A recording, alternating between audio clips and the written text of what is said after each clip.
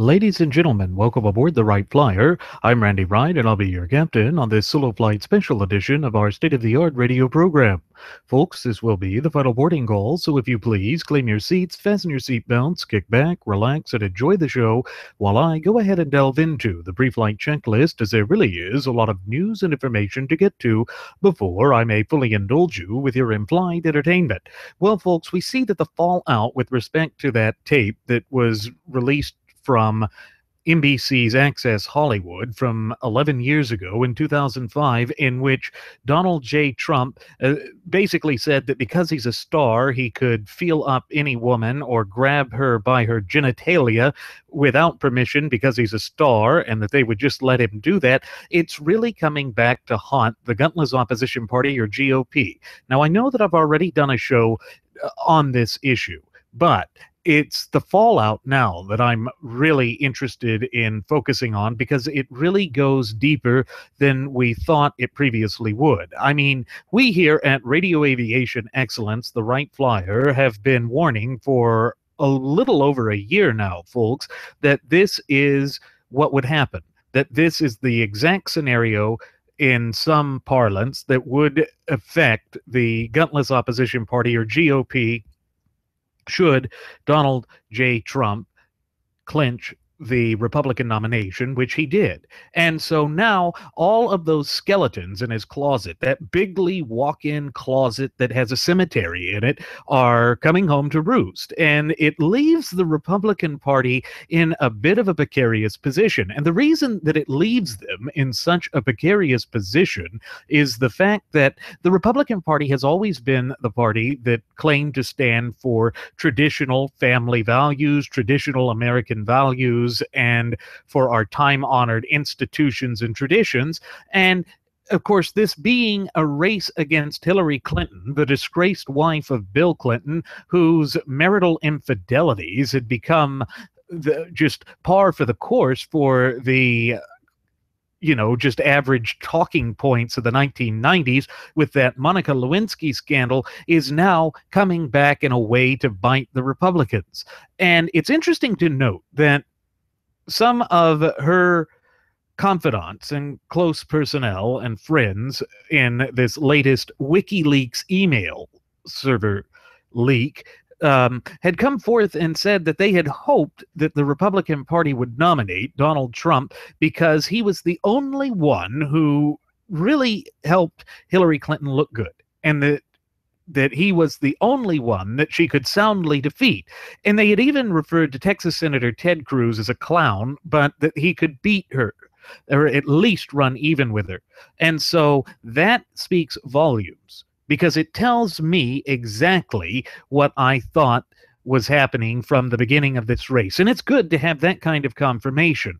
It tells me that Trump is the plant that we thought he was, and that this is literally something that is going to haunt those GOP members who decided to endorse him. Now, what I did find a bit odd is that Texas Senator Ted Cruz has decided that he is still going to support the candidate, even after it was his own wife and his own father that some of the most derisive and diabolical things and untrue things were said.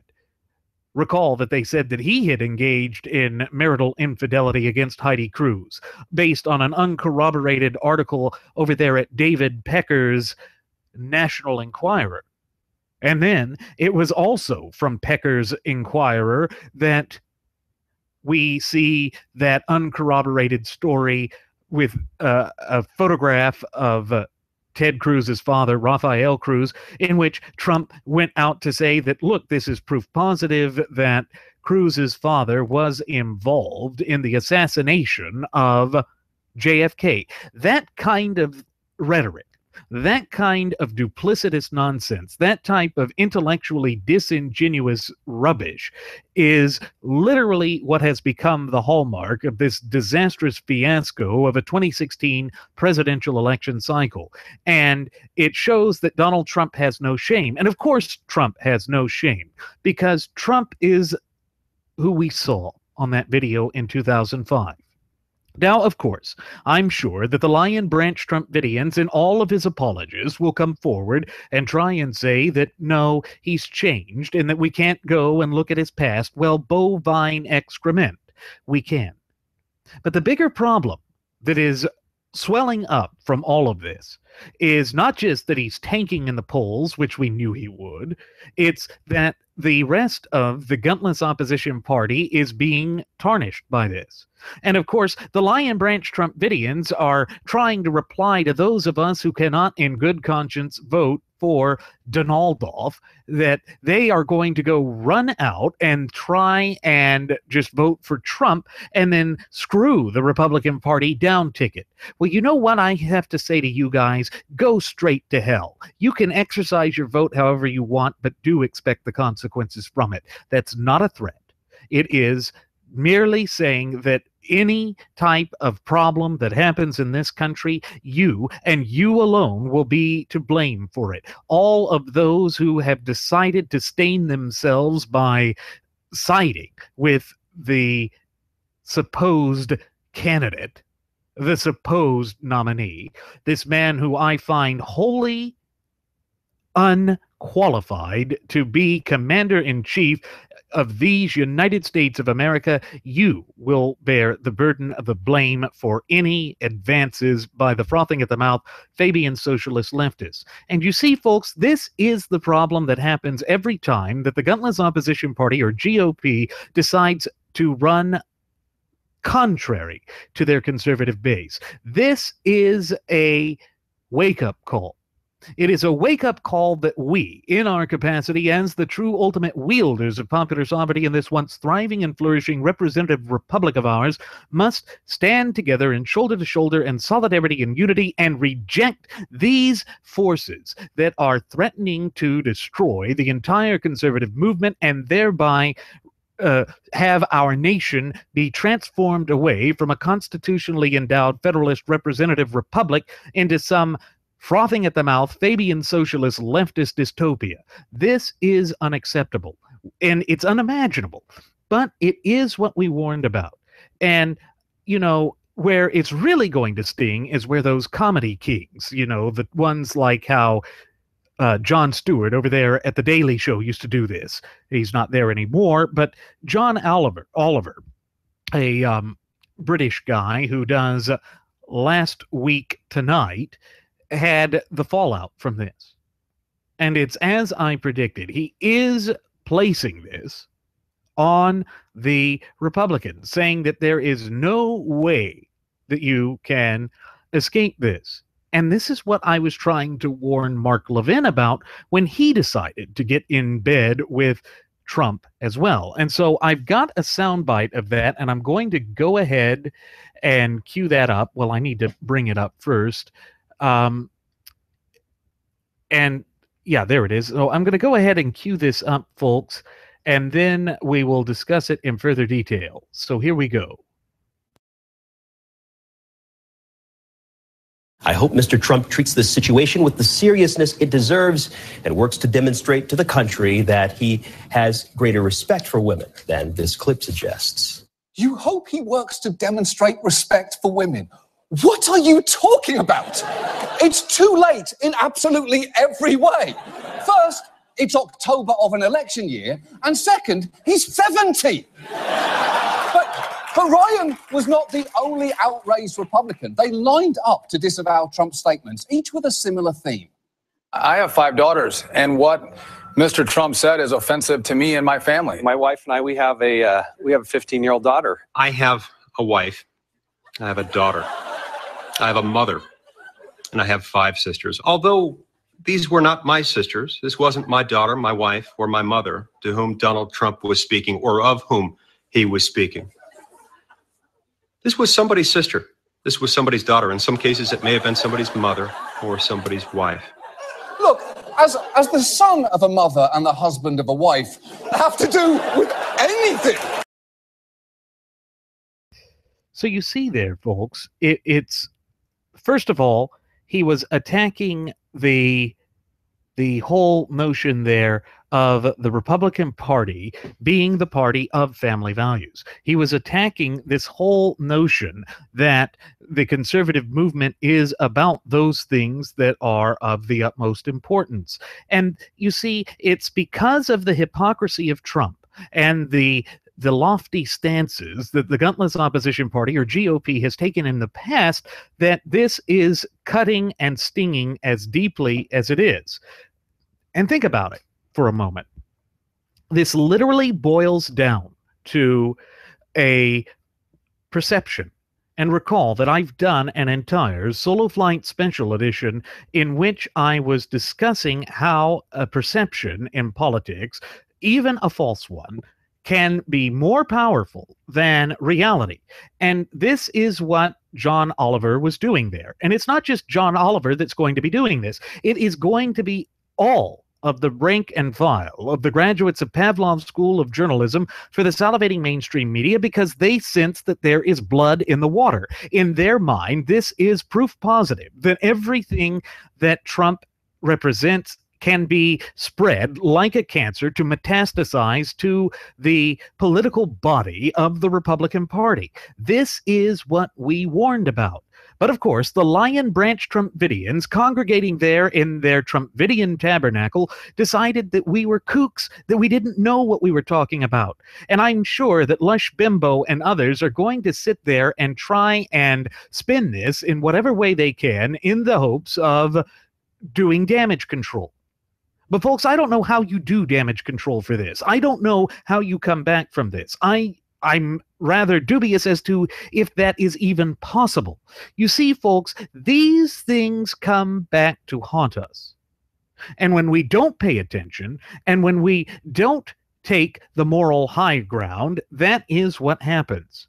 This is part of the reason why the Never Trump movement swelled to such a groundswelling. It's why we had the impetus that we did during both the primary process and straight to this day.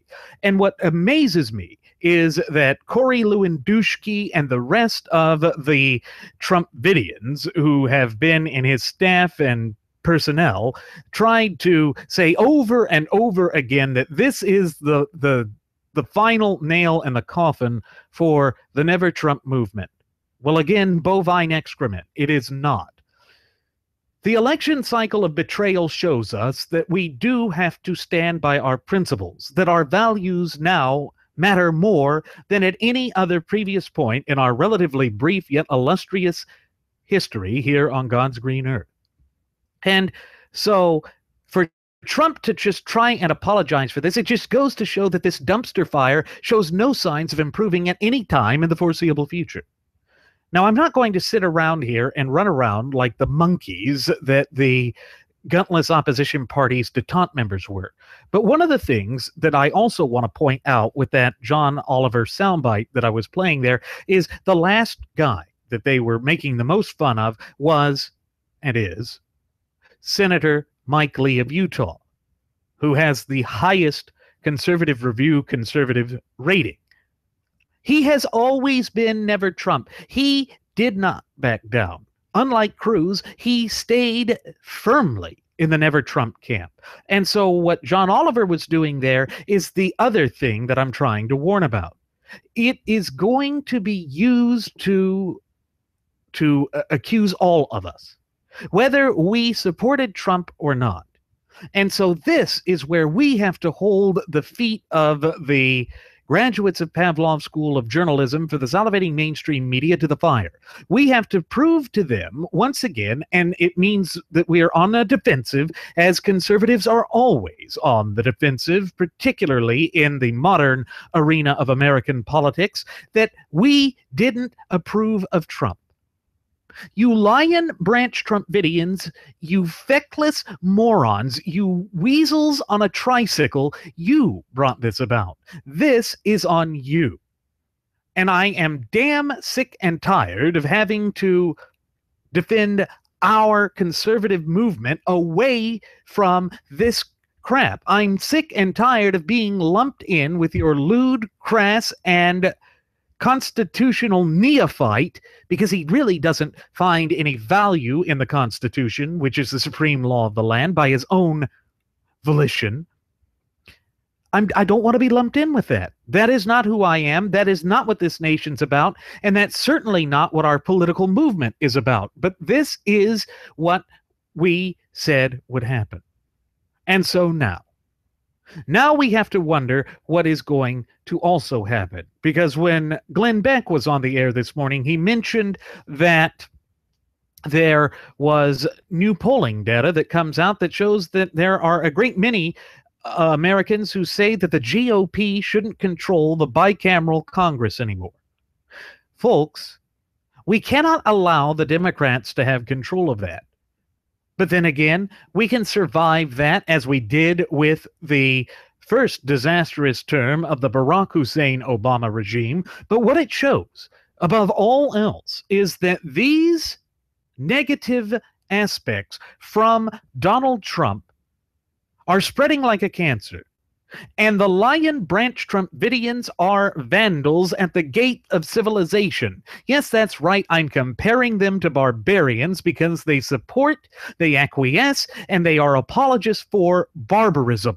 What Trump did in that 2005 interview is more than just being lewd against women. It's more than just satisfying these ridiculous contentions by the mainstream media and the frothing at the mouth Fabian socialist leftists. It shows that he lacks any restraint or any type of self-control. And when you look at the way that the office of president, the highest office in the land, which is defined in its duties, roles, and obligations within the Constitution via Article 2, you see that it's so far detached, so far divorced and distanced from its original purpose that the holder of that office must be a person not only of high and good moral standing, which Trump clearly is not, but also one that has a modicum of self-control and has the ability to restrain himself. I'm sorry, folks. What Trump was saying on that tape, if you recall, was that he didn't have any control. Recall the line where he said that he would just, anytime he sees something beautiful or a beautiful woman, he would just go up and start kissing her without her permission. That is sexual assault. And it also tells me that he doesn't have any control. And if he is unfaithful to his wife, what in the hell makes you think he will be faithful to the Constitution and our federalist, representative Republican form of government? He already talks like an oligarch. He already says, I, me, I will do this, I will do that, and he will take the nation down a path that we can ill afford to go.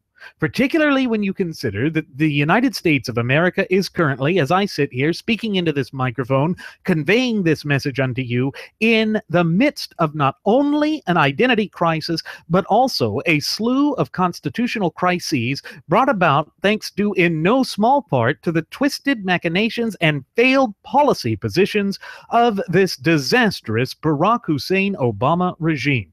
Folks, we cannot deny that these truths are out there. In fact, I think, and I'm willing to go so far as to say that this is a self-evident truth. A self-evident truth that Donald Trump is not qualified to be president of the United States of America. Now, you can choose to exercise your fundamental and inalienable God-given right to vote however you see fit. But as for me, for the reasons that I just laid out, I cannot, in good conscience, support the man. I just cannot. He does not represent my values. He does not reflect the things that I hold near and dear. He does not show the type of character and fitness that I think is necessary for one to wield the reins of political power in this once thriving and flourishing representative republic and vibrant community of popular sovereigns of ours. And I think that this just speaks absolute volumes about who he is and what he stands for. We've said that he's not a conservative. Recall that he's gone forth and said that it's the Republican Party, not the Conservative Party. That in and of itself tells me that he does not care about the values and the policy positions and the issues that we do. It tells me that he is greatly divided and divorced from those things that matter to us. And the fact that he does that, and the fact that he acts like that, tells me that he would not be restrained in any type of situation where our national security would be involved. It tells me that if any foreign leader might speak out against him, there's no way that he would have any control, because the man lacks all inhibitions, because the man lacks a conscience. Why would we turn the reins of political power over to him? And the Democrats are going to play this message up over and over again to the point of ad nauseum. And folks, we are less than a month away from the election. We are less than a month away from the time that the voters will step into the ballot box and make the ultimate decision. And this is going to be disastrous. So what is it that has made all of these slew of Republicans who had originally endorsed Trumpy all of a sudden turn their back on him and find that he's Trumpery? Well, it's because the poll, all of the polling data, all of the polls are showing he's losing. And guess what? Guess what the polls all showed during the primary process? That he was losing, that he would not be able to defeat Hillary Rotten Clinton. But still, even at that time, the disillusioned conservatives that had been bamboozled by the Pied Piper of disillusioned conservatives, as well as all of the other Lion Branch Trumpvidians congregating in their Trumpvidian tabernacle, chose to disregard our now proven prophetic warnings.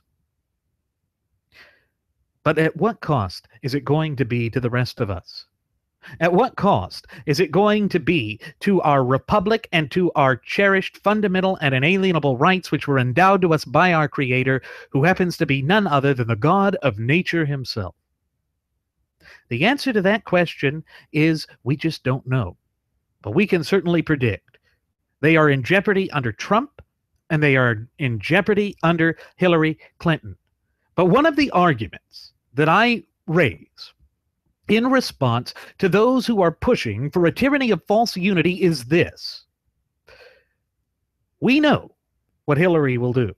We know that if Hillary wins, the Republicans that are still in office will fight much harder, or at least play like they're going to fight harder. They won't do that with Trump. They won't hold Trump accountable because Trump is of their own. And that means that with the tacit approval of the political party, Trump is going to move to tear our Constitution, which, pursuant to Article 6, Clause 2, is the supreme law of the land, asunder. That is the same danger that we're facing with Hillary Clinton, but at least with Hillary Clinton, there would be a fighting chance. Now, I'm not saying that I'm going to go out and vote for Hillary, and nor does that amount to an endorsement or support of Hillary Clinton, because truth be told, I find her to be awful, unspeakably horrible, someone I cannot vote for, but I cannot vote for Donald Trump either.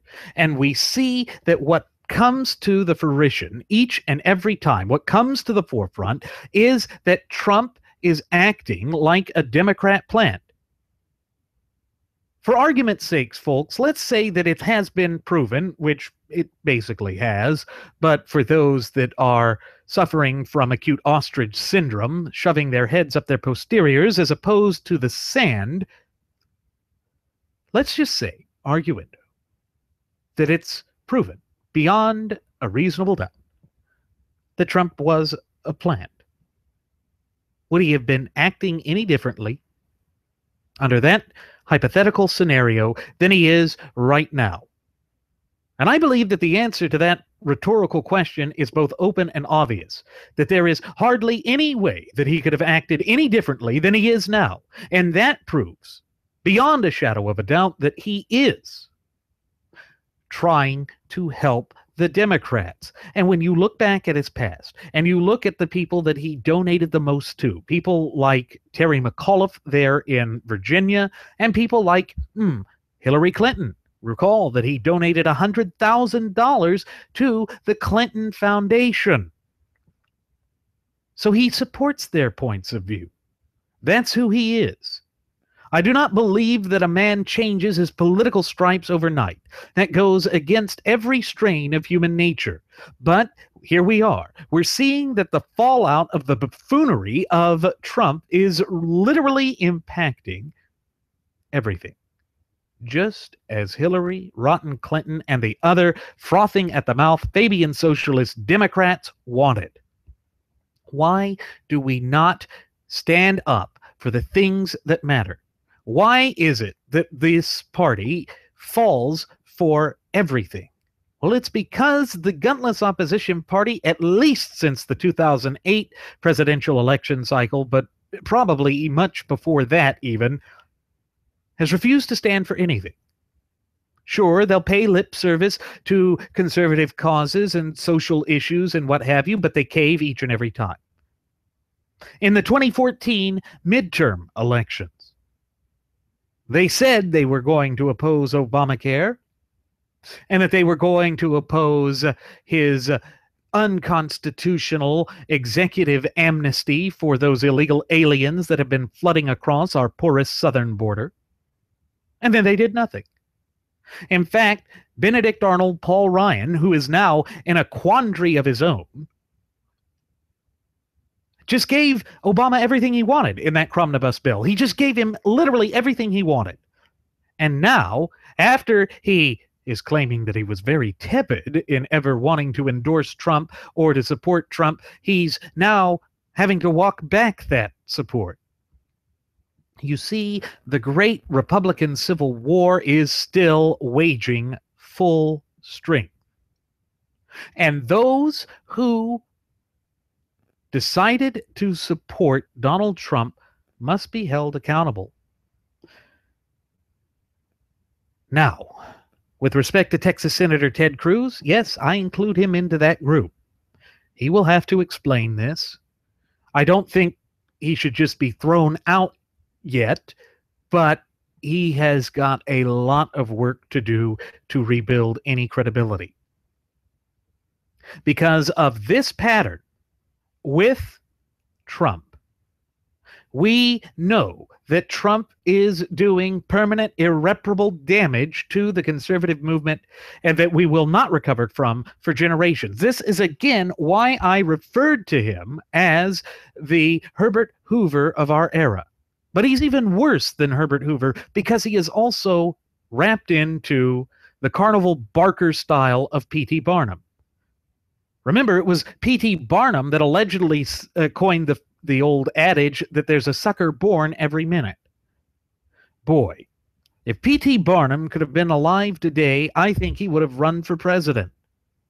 Well, in a way, his spirit is through Donald Trump. So while the elephant is being paraded across the circus stage and made to kneel through burning hoops, our liberty and our fundamental and inalienable God-given rights hang in the balance. This is an untenable, unacceptable, and unsustainable situation that we find ourselves in, folks, and it is insufferable that we have to go through this. And it is, I think, the fault of two major groups. The alternative right, but primarily the détente wing of the gutless opposition party, or GOP, or as they're known in common parlance, the elitist establishment wing of the Republican Party. This is their baby, and they need to own it. They need to own up to the fact that they have betrayed the base of this party one time too many, and therefore they must be held accountable. Folks, I know that there are a lot of pundits that have come out and said that the Republican Party will never be held to task for this. Do not underestimate the anger of the true dyed-in-the-wool constitutional compositionists. We are the true base of this party, and they cannot win without us. Why do you think that the Lion Branch Trumpidians have gone to such lengths to attack us, to force us to acquiesce and capitulate to this tyranny of false unity? Well, that is the answer. But of course, they will not blame their fearless leader for his shortcomings and failings here. Mark my words on that one, folks. Now, folks, one of the things that we have complained with respect to the Republican nominee, Donald Trump, throughout this 2016 presidential election cycle is the fact that he has been more willing to hit his fellow Republicans with much greater zeal than he was ever willing to go after Hillary Rodham Clinton or the rest of the Fabian Socialist Democrats. And the reason for that is, as we have said over and over again, to the point of it being ad nauseum, is that for the vast majority of his 70 years spent on God's green earth, he has been carrying water for the progressives or Fabian socialist leftists who are hell-bent on the complete and utter annihilation of these United States of America, both as a nation and as a people. But after his debate performance, that second debate performance, which I thought was abysmal, but apparently it was better than his first attempt, he claims that all of the polls show that it's winning, but it's very difficult to do well when Paul Ryan won't support you. But it wasn't just Paul Ryan that he went after. Folks, he essentially has declared war on the gutless opposition party, or GOP. And, of course, this ties directly into that bovine excrement type of narrative that he has created. Well, the system's rigged. It's against me because I got smally hands and I built a tower and everybody loves me except Paul Ryan and disloyal Republicans. Zip it. Button it. Put a sock in it, you sock puppet. That is literally nonsense. And this is the type of malarkey that is driving a wedge into the base of the GOP. It is pitting Republican against Republican, meaning that we are tearing out each other's jugulars, thereby bleeding the party dry, allowing the frothing at the mouth Fabian socialist leftists to continue their tirade and rampage against this constitutionally endowed federalist representative Republican form of government of ours. Folks, there is no way around that. That is literally what is happening to us. But I want to go to the Politistic, which has put out the article, and it's by Jennifer Burke, and it was published on October 11th of 2016. And it said, "Did Trump just declare war on the GOP?" And it starts off by saying that after the release of the Trump tapes, which revealed Trump bragging about being able to grab a woman by the blank, grope them, and kiss them whenever he wanted to because he's famous, Speaker Benedict Arnold Paul Ryan rescinded his invitation to a rally in Wisconsin over the weekend. Ryan went on to say that while he is not rescinding his endorsement of Trump, so already he's taking a weak, mealy-mouthed position, he is going to no longer campaign for Trump or defend his actions. So you see, again, this is the same type of parsing of the political waters, splitting of the Red Sea of blood that has been brought about by Trump's self-inflicted wounds, not only on himself, but also on the party at large. And it's coming to bite us, literally. Literally coming back to bite us, and it doesn't work. Because as I showed and demonstrated with that John Oliver clip in the previous segment, it went to allow those who have a leftward slant, those who already instantly place the conservative and right-wing movements on the defensive, more ammunition to further back us into a corner. This is the type of character assassination that was allowed to come forth and was described and pinned down in the Bible of the Fabian movement by that lead Fabian deviant, the late Saul Alinsky. His rules for radicals said that you pick a target, you polarize the target, then you basically use that target to destroy your entire opposition. That is what the frothing at the mouth Fabian socialist leftists are doing, and Donald Trump has empowered them to do so. And so Paul Ryan, by once again showing that he is feckless, weak, and spineless, is trying to have it both ways. Well, you can't have your cake and eat it too. And we all know what happened to the lady who allegedly said that remark, Marie Antoinette, born in Austria, but married to the last king of France. She lost her head to the National Razor during the Reign of Terror in 1792 during the French Revolution. Well, in many ways, the French Revolution has a lot to do with what we're seeing now. When we, as a nation and as a people, turn away from the natural law tenets that underpin not only our shared United States Constitution, but also our constitutionally endowed federalist representative republican form of government, that is when a reign of terror like that orchestrated by Robespierre is capable of coming to fruition. That is a danger that we should be cognizant and aware of.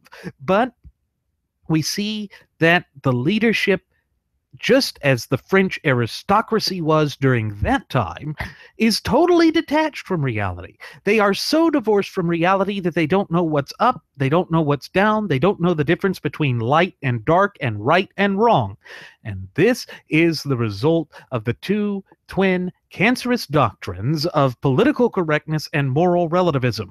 And again, folks, it re-emphasizes the reason why we here at Radio Aviation Excellence, the Wright Flyer, have declared war on those cancerous doctrines that have been utilized as a weapon to bludgeon those who wish to exercise their God-given fundamental and inalienable rights. You see, when we allow these penultimate concerns to grip us and to dominate the political narrative in this once thriving and flourishing representative republic and vibrant community of popular sovereigns of ours, we allow ourselves to be led astray. And that's exactly what's happened here, folks. We have been led astray. Our leadership has failed us, and the rules that they implemented during the 2012 election, all to try and make the front runner have a quick path to victory, which ultimately backfired on them, have a very vocal minority be able to control and choose who our nominee is. And unlike what the Lion Branch Trumpvidians, who have congregated in their Trumpvidian tabernacle, have said, this isn't them escaping the media selecting the nominee. The media supported him. Why? Because as those leaked emails from WikiLeaks, from Clinton staff and personnel and friends showed, they wanted to promote Trump. They wanted Trump to clinch the nomination so that she could just waltz into the White House. So you Lion Branch Trumpvidians who suffer from acute ostrich syndrome, maybe you ought to just burrow your head a little bit further up, because you and you alone are to blame for what's happened here. The detente wing of the gutless opposition party, or GOP, they're to blame for their own problems. They are to blame for giving you the avenue to do it. But you are the ones that took the gun and shot your eye out and then said, "Thank you, sir. Can I have another?" Well, go to hell. Because you do not represent me, you do not represent the vast majority of our cherished listening passengers and audience members here at the Wright Flyer, and I don't think that you speak for the vast majority of Americans either. Yes, the American people are angry. Yes, we're sick and tired of politicians lying to us, but guess what? That whole rubbish about Trump not being a politician, Well, in the opening act of that second debate, he said that he is a politician. So that's done and over with. He is a politician now, and he acts just like them. But that's on your conscience. It's not on mine. It's not on the Never Trump movement. We are truly vindicated right now as I sit here and speak into this microphone, conveying this message unto you. We have been vindicated because your fearless leader is the scumbag that we said he was all along. And Trumpy, if you want to try and sue me for libel, slander, or defamation here, go ahead, because truth is an absolute defense, and I will depose you myself. And wouldn't that be fun? I think so. But let's go back to some of the things that were going on. We know that by Benedict Arnold Paul Ryan turning Benedict Arnold again, that Trump was infuriated, and that those with blind allegiance to him are furious. Perhaps they expected Ryan to defend Trump's lewd and vulgar comments, bragging about getting away with sexual assault, according to the Politistick, because he's famous in a way similar to Trump cultist and Tea Party fraud Scotty Nell Hughes. She blamed Trump's vulgarity on the movies 50 Shades of Grey and Magic Mike. Where are they getting this stuff, folks? This is just bizarre. This is beyond the pale of stupidity. It is Trumpery, flashy, showy, looks opulent, but is meaningless. It's a bit like those jewel-encrusted doors that he has in his autocratic hermitage-type apartment there in New York, with diamonds and rubies and probably cubic zirconium and gold leaf. Who lives like that? Who wants to live like that?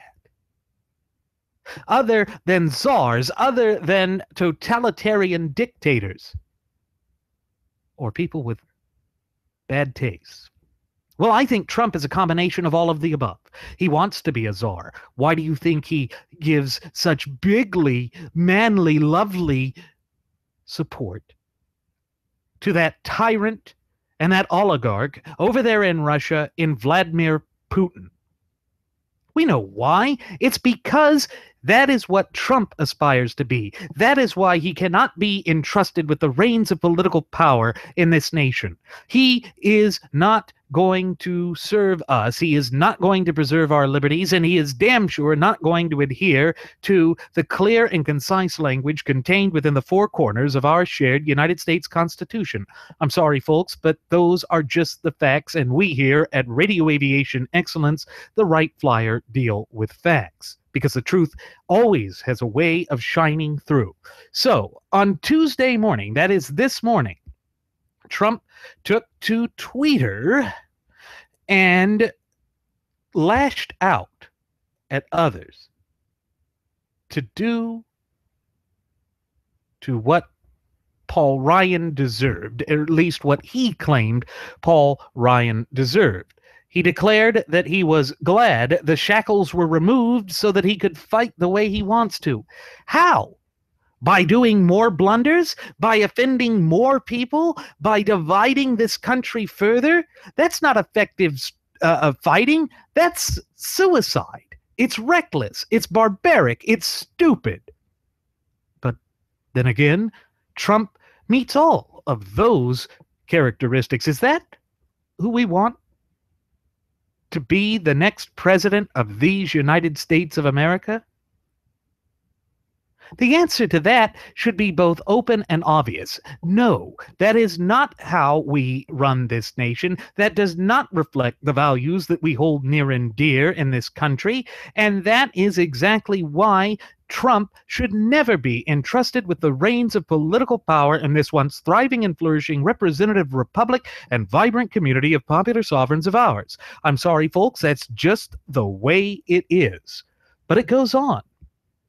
Trump had apparently first declared himself the winner of the second debate, according to every single poll, a claim which is not true.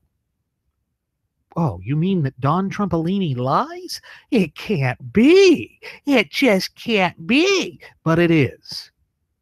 He obviously believes that online polls declaring him the winner means that Ryan should bow down to him. Oh, you mean like that from William Randolph Drudge? The so-called conservative kingpin media mogul who has had every poll that he's had on there rigged? Yeah, I'm not going to believe that. I'm not going to buy that. Hey, Drudge, why don't you show your face? Why are you so afraid? I mean, what? Do you just break every camera you see? Is that it? I mean, come on. That shtick is old. But anyway, we see that Trump had tweeted at 12:16 p.m. on October 11th, despite winning the second debate in the landslide, every poll, I tell you what, it is hard to do well when Paul Ryan and others give you zero support. Well, it's hard to support you when you are a buffoon who just is like radioactive waste. You are toxic, and everything you turns into proverbial excrement. It's like you have a reverse of the Midas touch. Maybe that's why you're so obsessed with gold. But that it gets worse. Trump then attempted to mock Ryan as a weak and ineffectual leader, claiming that he has lost support of other Republicans due to his disloyalty to Trump. Hey, Trump, maybe, just maybe, you ought to look at your own character flaws. Maybe you ought to realize that you are this buffoon that we all think you are, and that it has been proven beyond any reasonable doubt. That is the problem. That is what you are failing to address, and of course you're not going to address that. You are a frickin' narcissist. But let's see what he has to say. He says, a very weak and ineffective leader, Paul Ryan, had a bad conference call where his members went wild at his disloyalty. I don't recall that we ever swore the oath of loyalty to you as your Lion Branch Trumpvidians who congregate in the Trumpvidian Tabernacle do. In fact, the only thing that we, in our capacity as American citizens, are called to swear allegiance to in any form or facet is the Constitution. You know, that very thing you, Trump, said that you've never once read from cover to cover because you never found any inherent or intrinsic value therein. Now that tells me all I need to know about you. And to claim that we need to be loyal to you is rubbish. How about you start being loyal to the country? How about you start actually holding yourselves accountable for your reckless words, deeds, and actions? Or should I go so far as to say misdeeds? Because I do think that that's what it is. Folks, we cannot trust this man. This man does not represent us. This man does not stand for the things we do. And I don't care what he tries to say. It has been proven by his actions. Remember the old adage that actions speak far louder than words? Well, Trump, that applies bigly muchly to you, Lee. It just does. Just does. You know, that's just the way the cookie crumbles, you moron. But he then went in for a coup de grace. What is being perceived by many on Twitter as a declaration of war on the GOP. Here it comes. Donald J. Trump, at 2 p.m.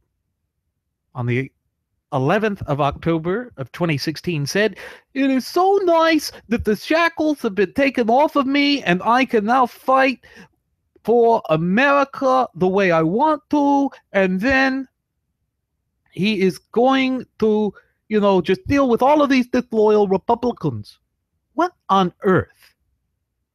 Your opponent is a Democrat, except that, no, you are her plant. You are the Manchurian candidate come to life. You have made real one of the darkest fictions about our electoral process ever penned.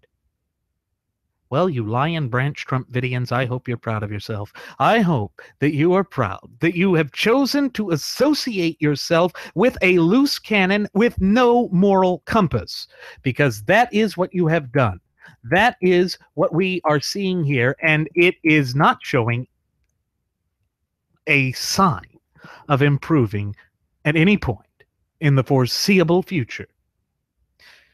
This sort of chicanery is what is going to kill us. This is why I think that it's in the bag, folks.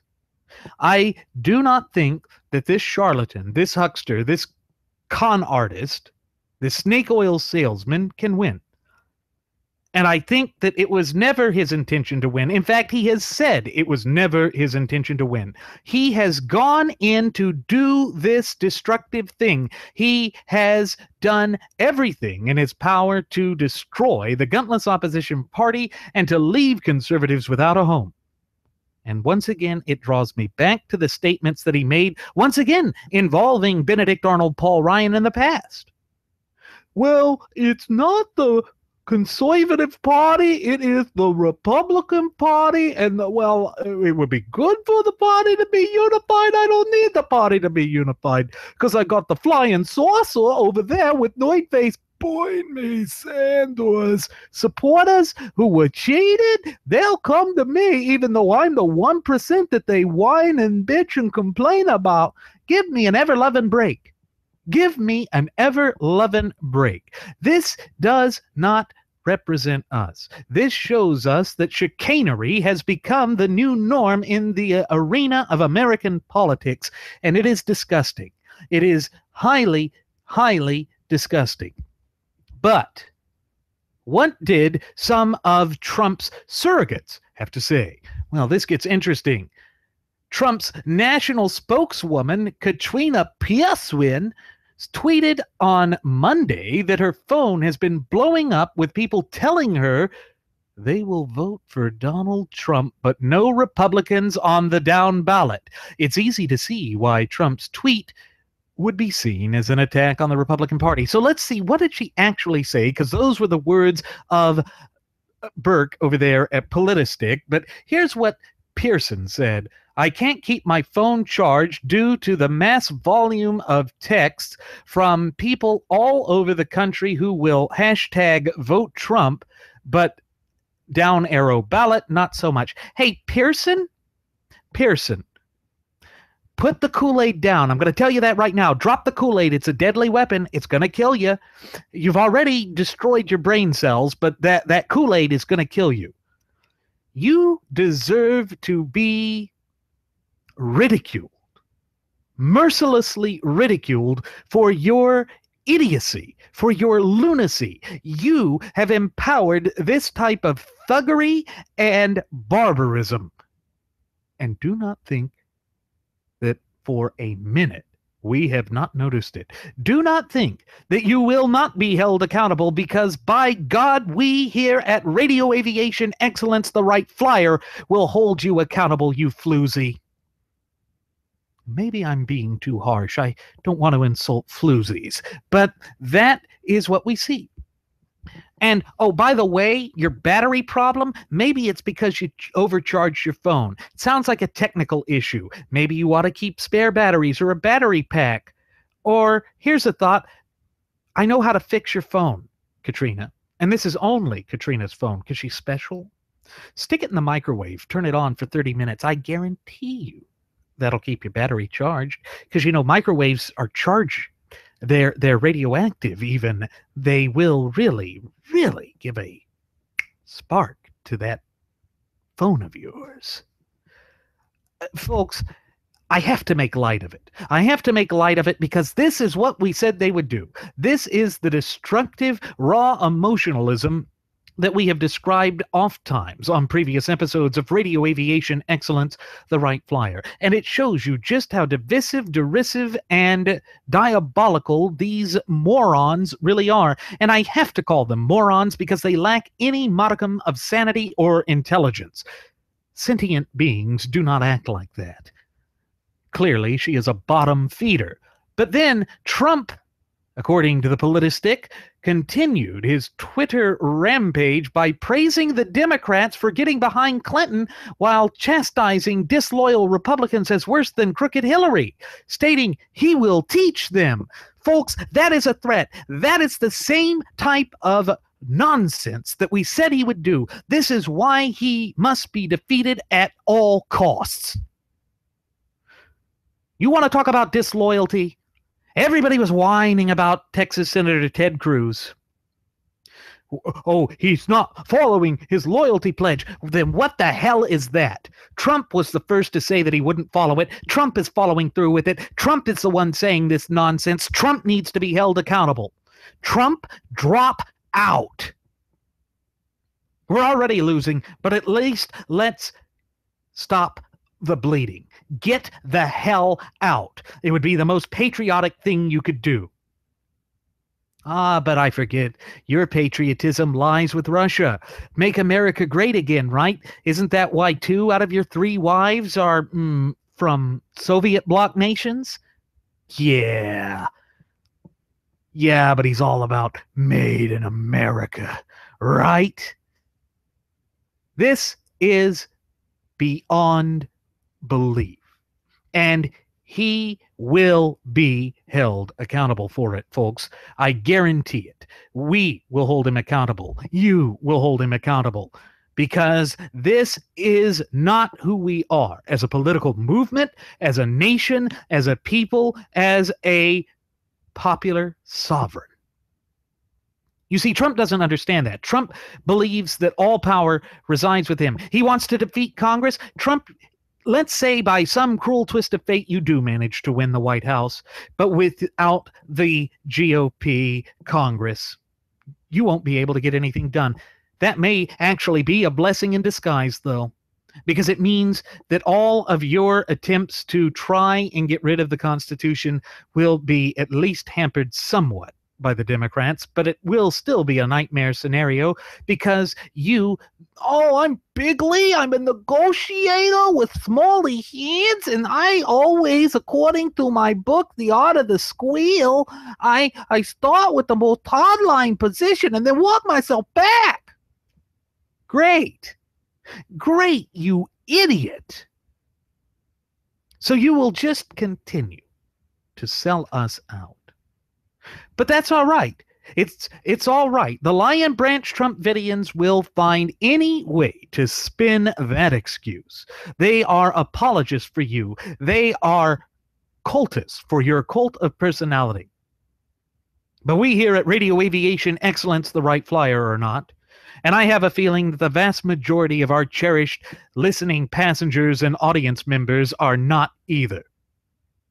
Folks, we must make our voices be heard.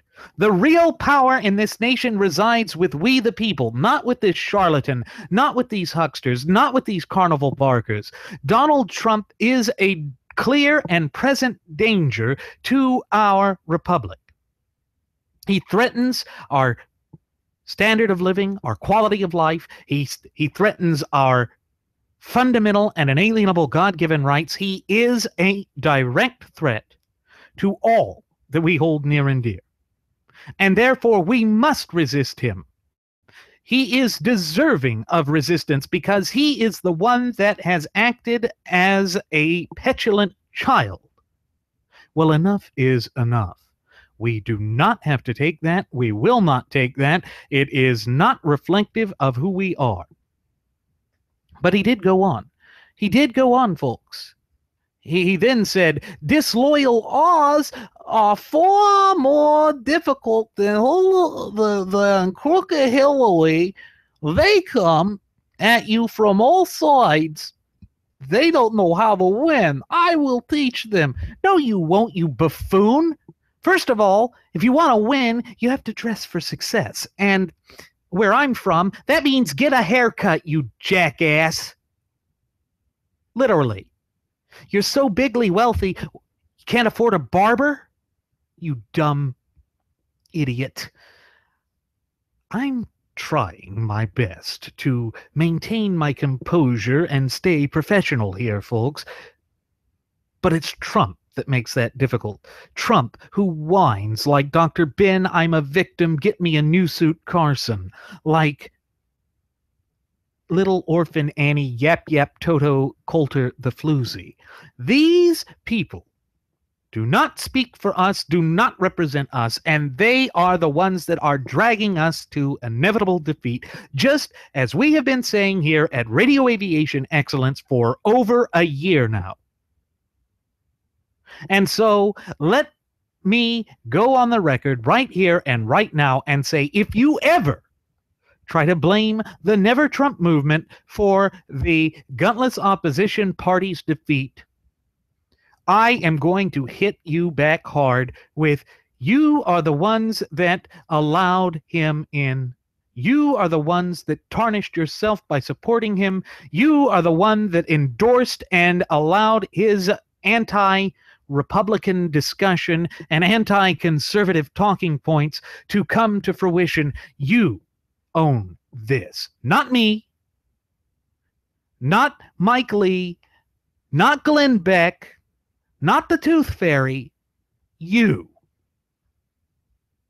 The truth hurts, but the truth shall set you free, even if you don't want to. We will hold you accountable. That is a promise, folks. That is my promise. We will continue here at Radio Aviation Excellence, the Wright Flyer, to hold these charlatans and hucksters accountable for their words, deeds, and actions.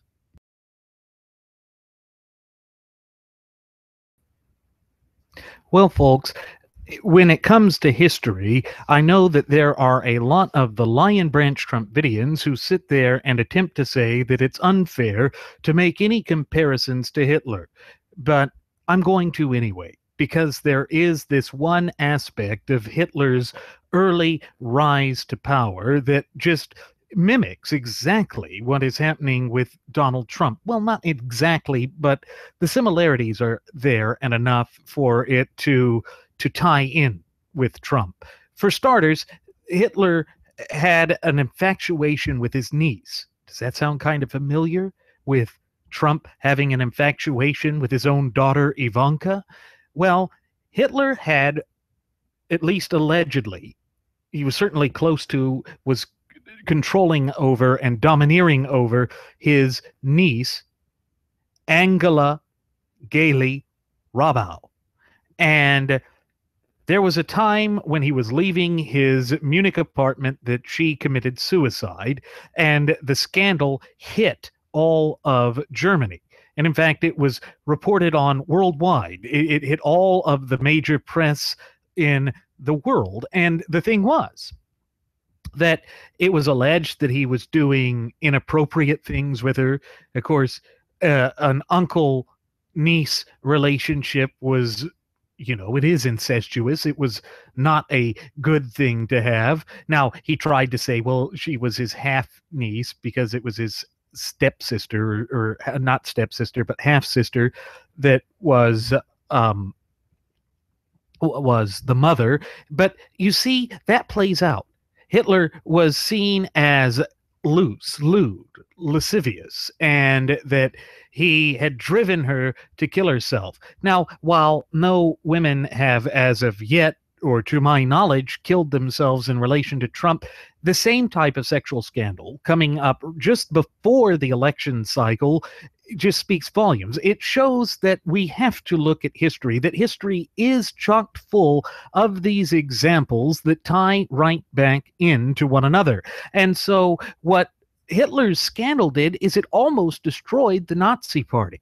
Now Trump's scandal very well could destroy the gutless opposition party, or GOP, because the GOP has been so weak and feckless, particularly with respect to the bizarre ascension of the New York billionaire, businessman, real estate tycoon, and all-around vulgarian, as well as now gutless opposition party, or GOP, nominee. But I think that what this shows is that the same type of character flaws are there. And it's the same type of thing that we need to be wary of. And the fact that Trump is just so willing to go out there and declare war on the Republican Party, and isn't really sorry about the things he said or about the way that he treated women or believes that women should be treated, it shows to me that he doesn't care, that this is all just about him in his mind. And that is certainly not the way that our republic is designed to work. In fact, our entire system of government has been designed in such a way as to prevent one singular entity or person or branch of government from consolidating power into their own hands. But we see that Trump, like Hitler, believes that it's a good thing to have consolidated power, that the central government should basically reign supreme, and therefore he is willing to pull out all of the stops in order to gain whatever it is that he wants, come hell or high water, irrespective of the detrimental and deleterious impact and consequences that it will have on the nation at large. And recall that in the dying days of Hitler, Hitler had gone forth and said on the radio that if the German people were incapable of defeating the Allied onslaught, it was because of their own weakness and that they deserved it, and that he would not shed one tear over their demise. Well, Trump made the same thing, the same kind of thing. This was a month or two back, and I know that we covered it on a previous episode of Radio Aviation Excellence, the Wright Flyer, but Trump literally went out there and said that if he loses the election, he will never forgive the voters. Folks, that too is another connection. So for all of those Lion Branch Trumpidians congregating in their Trumpidian tabernacle, trying to claim that there is no connotation or connections between the mafioso, quafioso, and der Fuhrer, are wrong. And that is why Trump is looking to become the comb-over Fuhrer. That is what he is trying to force onto the American people. And it is insufferable. It is intolerable. It is unacceptable. We cannot go down this path. We can ill afford to go down this path. America must be the land of the free. And that requires that we, the people, in our capacity as the true ultimate wielders of popular sovereignty in this once thriving and flourishing representative republic of ours, must be proactive, must be vigilant in the maintenance and safeguarding of our liberty, and that means standing up to anyone who is a threat or who could even merely be perceived as a threat to our Constitution and thereby our fundamental and inalienable God-given rights. And folks, there is no doubt in my mind that Trump is a clear and present, open and obvious danger to our liberties, to our limited government, and to our very way of life. Our security is directly threatened by him. Now, that's not to say that it isn't threatened by Hillary Rotten Clinton. I do not like that witch. I cannot stand her. But I see more of the Hitleresque qualities and his failings in Trump than I do in Hillary. And that is saying quite something, that I can find Trump to be more frightening than Hillary Clinton. But I will not be driven or motivated by fear. My loyalty and my allegiance is to the Constitution and the republic for which it stands. You see, again, the Pledge of Allegiance speaks to the Constitution. It speaks to our representative Republican form of government. It speaks to the inherent aspects of our national DNA. Not Trump, not his little loyalty oath that he made those voters take. And you know, I think we do just need to hear that again, because it is of such great importance to recall this, that Trump did literally go out and make his voters during the primary process swear an oath of allegiance to him. And it just is shocking, because that too is exactly what the Nazis did. And we must always be aware of it. And so there is this video, and it's got Trump and Hitler and the oaths that they took. And so I'm going to try and actually show this video. We will see if this works. First things first, I'm going to do the entire screen. So there's that, kind of interesting. And now I will switch the audio over, and we will come back after it and discuss it. So here we go.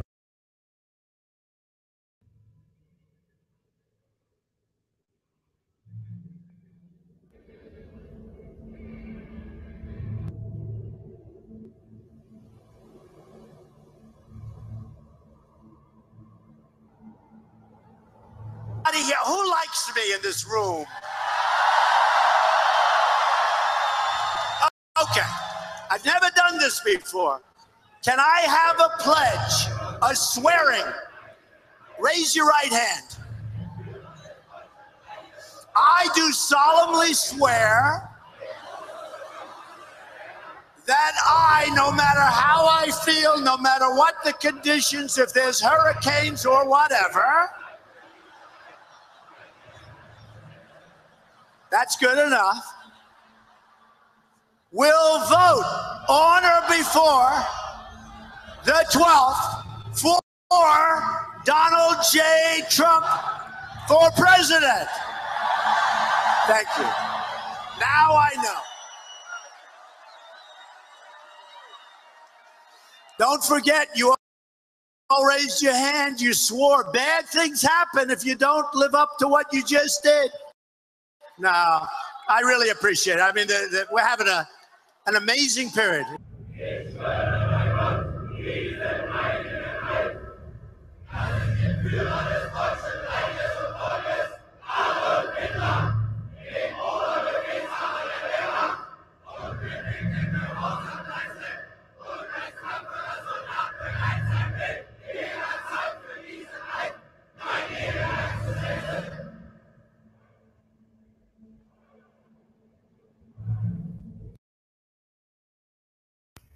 Well, there it is, folks. You can't deny that.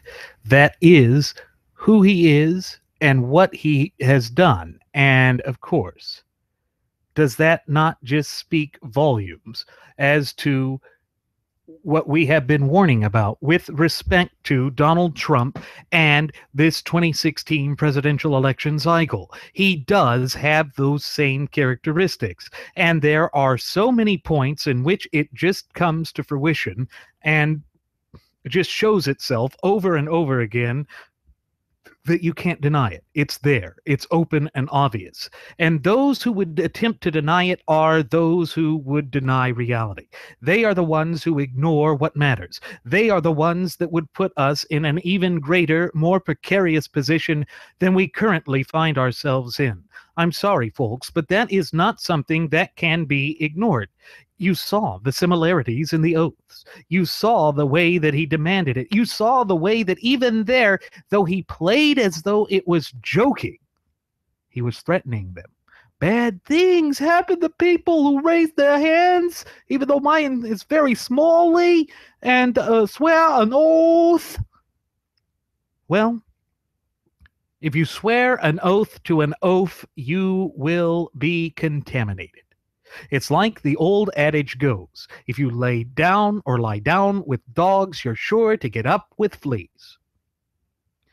But what are the fleas that we're going to be facing here? Trumptalitarianism, destruction of our constitutionally endowed federalist representative Republican form of government. The list goes on, folks, and it cannot be ignored.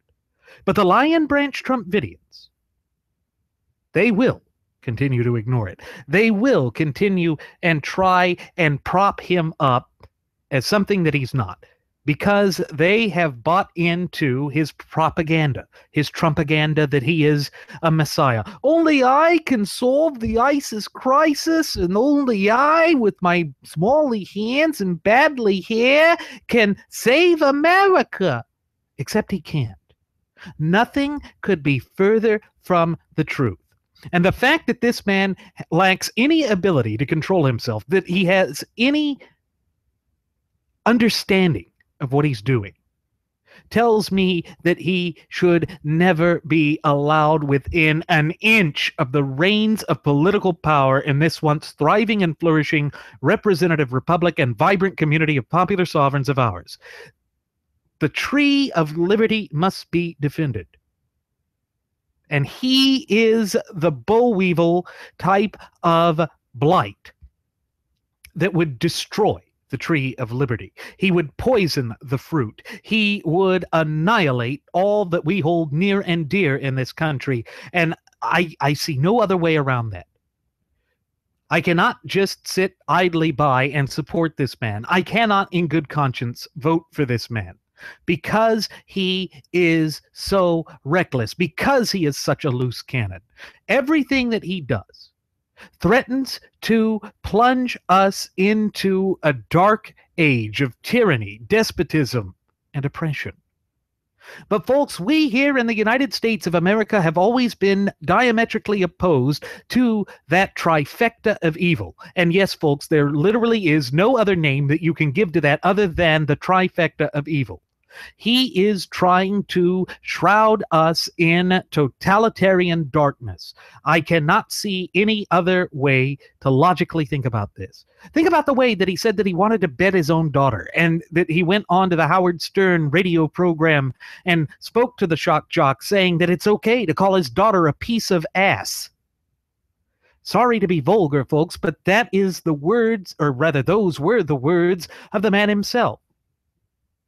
Those are the words of a man who said that he can grab a woman by her genitalia without her permission because he's some sort of a star.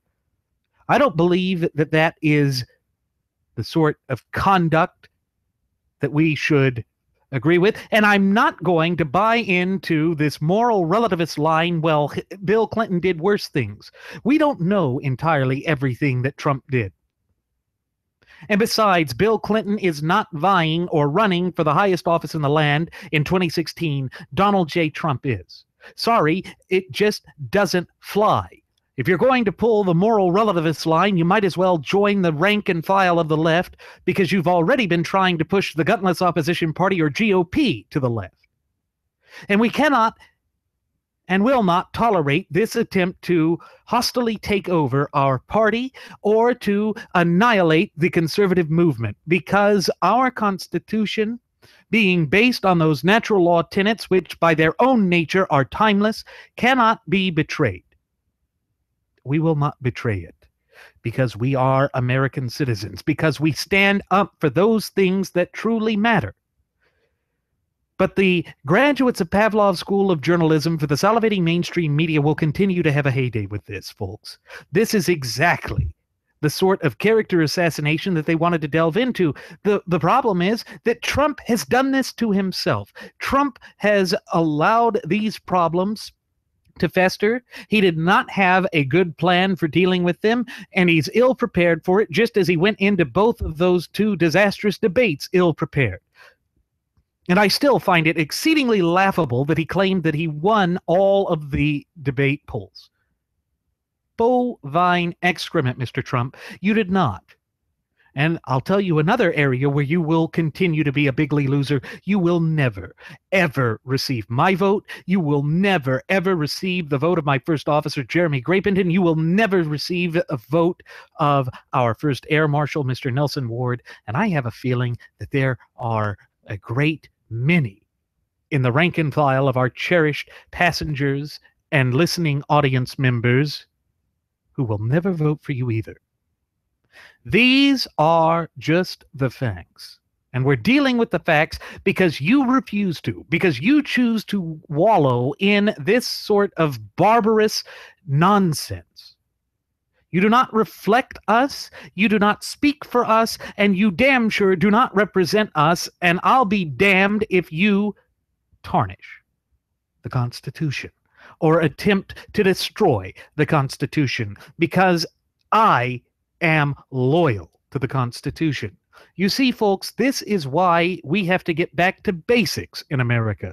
And basics in America can be codified and found and exemplified by our shared United States Constitution. That is the simple truth that the frothing of the mouth Fabian socialist leftists, their allies in the historical revisionists and in the graduates of Pavlov's School of Journalism for the salivating mainstream media don't want you to think about. They don't want you to know that. They don't want you to be empowered. They don't want you to be able to think for yourself. But you must be able to think for yourself. That is how you secure liberty for posterity, for your children, your grandchildren, your great-grandchildren, and so on and so forth.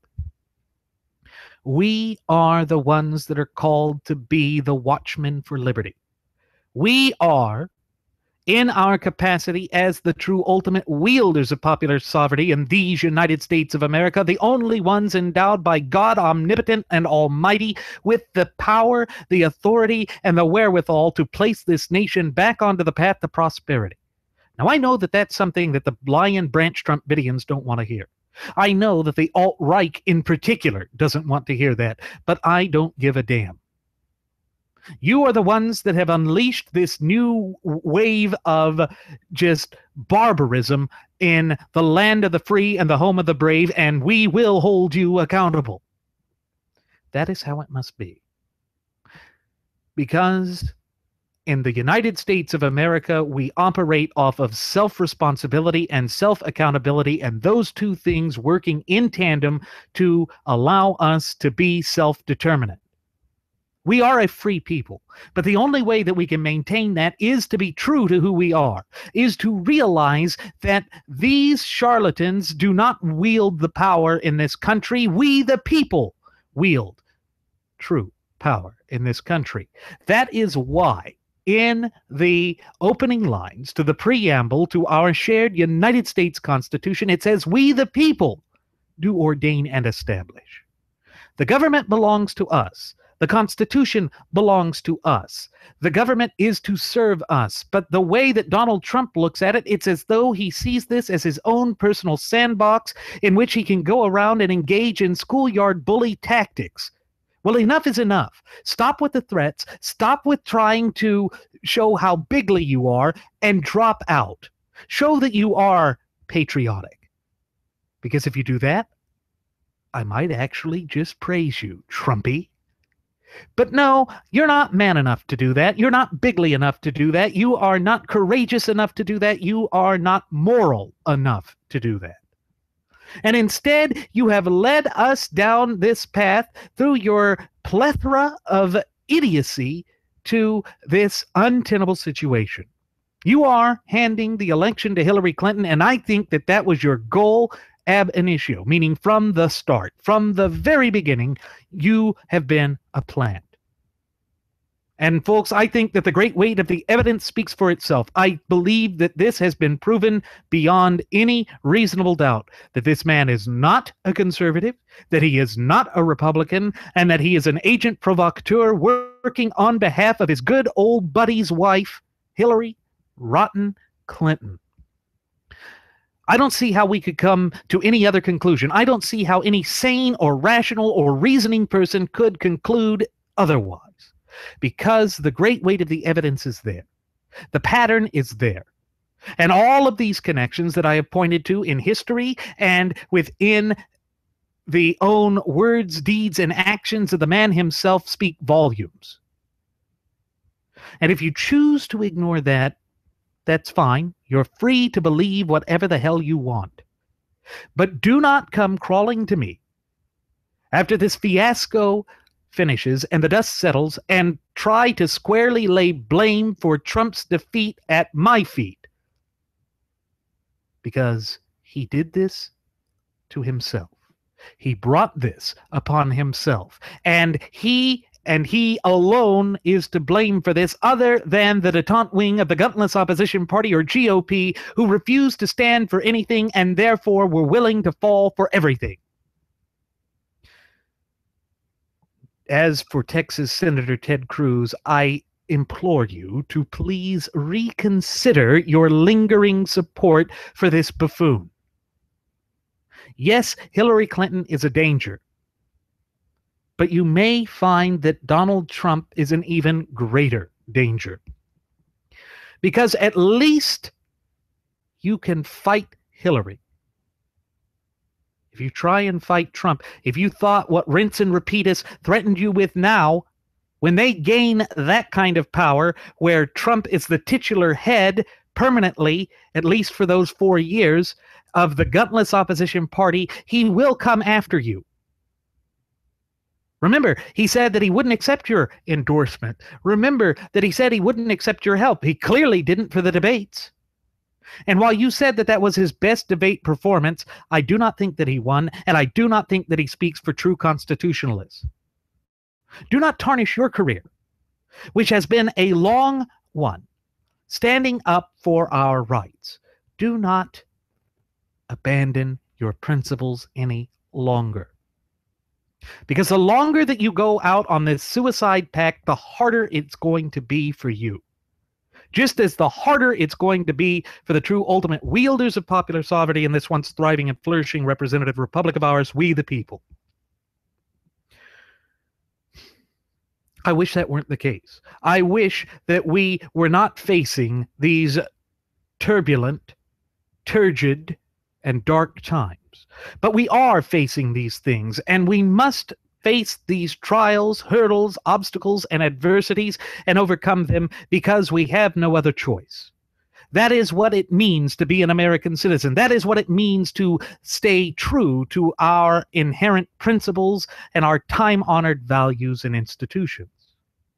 But unless and until we are willing to actually come forth and accept this and deal with this in a reasonable fashion, we are going to continue to see these plethora of problems and this death spin that currently afflicts the United States not only continue unimpeded, but to accelerate at an exponential rate. We can ill afford this. We cannot tolerate it. We cannot suffer through it any longer. Our very sovereignty hangs in the balance, and if we abandon that, and if we lose our fundamental and inalienable God-given rights, then we lose everything. We have nothing left. I'm not willing to do that. And I don't think you, Senator Cruz, with all due respect, want that either. But you are free to continue to do whatever you want, just as we said. I just thought it was of that great importance that we bring that to your attention.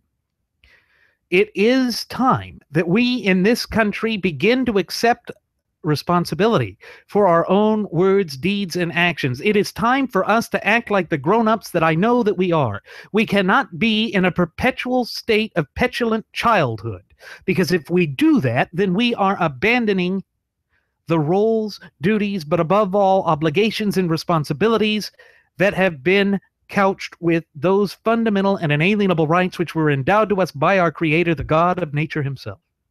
There is no way around that. That is literally what we must do, and I wonder whether we have the wherewithal to do it. I wonder whether we are prepared to take those difficult steps that are the prerequisite steps to placing this nation back onto the path of prosperity. I wish that things were easier, but nothing worth having is ever easy to obtain or achieve. Because when it is, you don't value it. You take it for granted, and then it becomes so easy to lose it all over again. And that is the last thing that I want to see happen to this once thriving and flourishing representative republic and vibrant community of popular sovereigns of ours. We deserve and demand better than this. And folks, that is why we here at Radio Aviation Excellence, the Wright Flyers, say it is so important that you foster that fluent and working knowledge and understanding of not only our shared United States Constitution, but also your fundamental and inalienable rights. Because someone like Donald J. Trump, a charlatan like that, is a clear and present and open and obvious danger to it. But we can still turn the tide, folks. We can still bring this nation back from this path of depravity and these deplorable conditions. We can still take the high road. And we can still stand up to Hillary and all of the chicanery that she will doubtlessly bring to this republic. It reminds me of what Alexander Hamilton said, that if you must have, and I'm paraphrasing here, an enemy at the top, meaning in the highest office, It best be one of which you had no allegiance to and no say over, so that you can fight them tooth and nail. That is the Alexander Hamilton rule. That is the second most patriotic thing he ever did. The first most patriotic thing he ever did was to lose a duel. We must take these things seriously because our nation, our sovereignty, all that we hold near and dear, it is all on the table. And Trump is just as big a threat to all of that as Hillary. There is no doubt within my mind that he poses just as significant of a risk. And when there is no such thing as a lesser of two evils, which is an erroneous mindset or concept to begin with, evil is evil is evil, then you don't vote for evil. Not voting is also a voice. And unlike what the Lion Branch Trumpidians are trying to convince you that they mean to be true, and that is the case, that by refusing to vote for Trump, you are voting for Hillary, bovine excrement. Neither one of them is getting a positive vote. Neither one of them is getting our support. So how can they be claimed to have won any vote? If anything, it is proof positive that the Lion Branch Trumpidians in their Trumpidian tabernacle have come forth and have done everything within their power to illicitly strip us of our voice and to try and silence us. No more.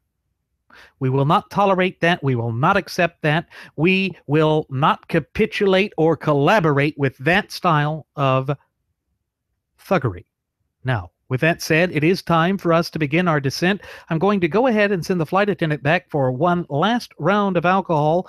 Folks, she will not declare war on you. She will not attempt to shame you, nor will she demand that you swear an oath of allegiance. She's just there to pour alcohol.